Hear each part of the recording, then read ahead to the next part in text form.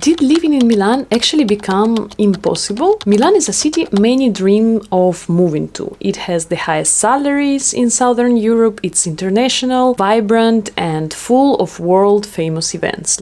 But at the same time, people hate on it a lot, especially Italians. And in this video, we are gonna find out why. If you're thinking of moving to Milan or you're just curious about what life here is really like beyond all the glam, this video is for you. Honestly, I wish someone had told me all this before I came here, so I would be prepared for all the downsides too. Ciao, I'm Vlada. I moved to Milan 7 years ago, and as many people, I ended up staying, and now I live in the city center and work for myself. If you're new here, please subscribe if you're interested in more realistic and romanticized videos and stories about Italy from a foreigner's perspective. And by the way, this video might seem quite negative to you, and that's why I want to highlight that I still love Milan and I think that it's a very nice city to live in. And the next video I will do about all the pros of living in Milan, so stay tuned. And a quick disclaimer, this video isn't just a personal rant, it's fully research based, as we all love on this channel, and I will link all the sources below as always. So what's actually been happening in Milan? Who are those people who are living it? From 2019 to 2024, around 24,000 residents of Milan left it, which is basically a whole small city disappearing from Italy's economic center. And no, it's not just older people moving away, it's young, educated millennials and Gen Zers packing up for good, and mostly those ones who have university degrees. If Milan is supposed to be thriving, why is its brain power quietly leaking away? The thing is that Milan has promise: Bocconi, Politecnico, startups, European events, and yet many graduates find themselves stuck. Entry salaries here are around 1,200 to 1,400 if you're lucky,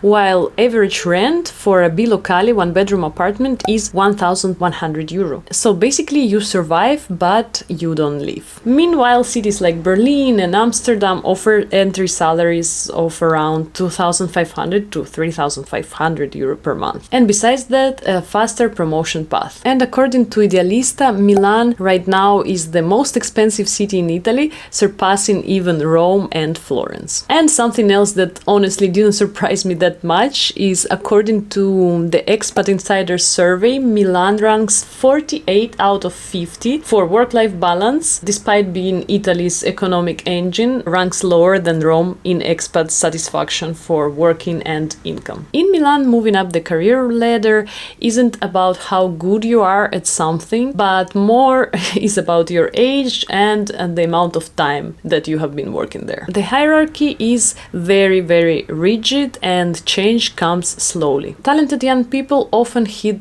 a wall fast, and it's literally like your boss has been there for 25 years and isn't going anywhere, so neither are you. And obviously it's a big reason many people feel stuck and frustrated. According to Istat, real wages in Italy have remained largely flat since the early 90s. So even though Milan has the highest salaries in Southern Europe, it doesn't mean much when rent eats up a huge chunk of your income. Many young professionals, especially freelancers and creatives, say Milan is just not sustainable unless you come from family wealth. And that pressure is one of the top reasons people move out. And then there is housing, guys. During my research, I actually found out something really curious that I have never heard about before. It surprised me a lot, and I'm honestly shocked that it's not being talked about enough. This thing is so-called footballers scheme. So basically it is a special tax incentive that was created in 2017 in Italy to attract very wealthy foreigners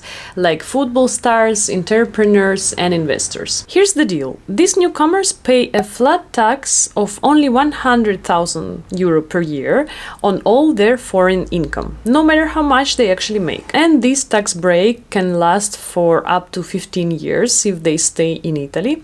And in 2024, Italy doubled this flat tax to 200,000 euro to attract even more super rich people. But why does this matter for Milan? Because Milan is a fashion and economic capital, and many of these wealthy individuals choose it as their home, and with them comes a surge in demand for luxury apartments and penthouses. And now compare that to a normal Milanese person.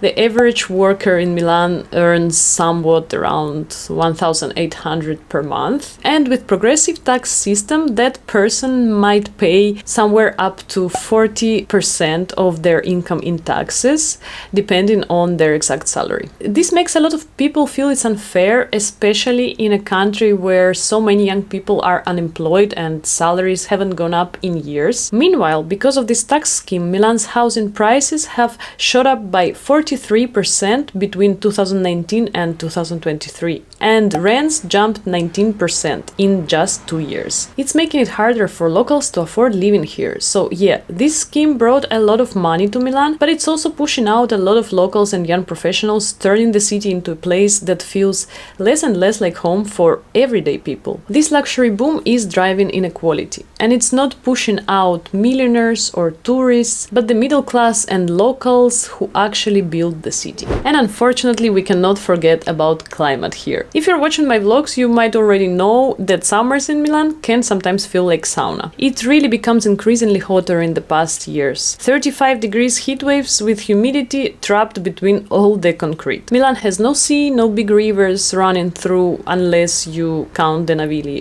and very little green space. Winters are grey and foggy with that heavy cold nebbia hanging in the air, and the air pollution is consistently some of the worst in Western Europe. Funny thing, Italy is known for sunshine, but Milan is one of the least sunny and most toxic cities here. There is one thing people don't really tell you about Milan, and that's loneliness. Even though it's a big vibrant city, Milan can feel incredibly isolating. Over half of all households here are made up of just one person. That's a huge number. And if you're someone who's moved here for work or study, it can be especially tough to build deep, lasting connections. Milan has this fast-paced, ambitious energy. Everyone is always on the move. It's exciting, but also kind of transient. Friendships can feel temporary, and unless you make a real effort to create your own little community, it's easy to feel like you're just floating, even if you speak the language. The city is known for fashion, nightlife, design, and that's all is amazing. But beneath the surface, a lot of people feel alone. I saw many posts on social media from locals who decided to leave Milan saying the same thing, and honestly, I felt it too. One thing I didn't expect before moving here was just how draining Milan can feel.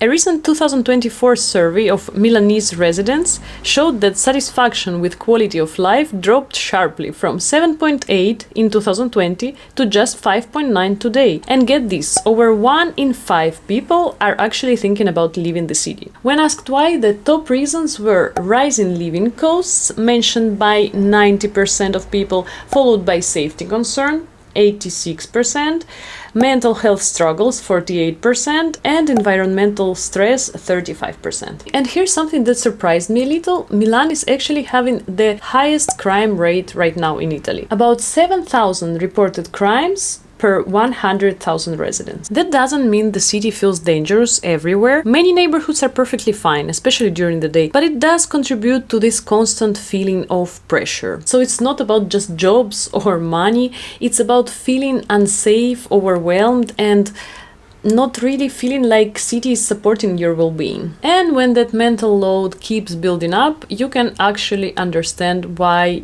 many people are starting to look for a way out. So what's really happening? Now here's something curious. Some of the people living in Milan aren't going far. They are moving to suburbs or smaller cities like Bologna, Parma, or Bergamo.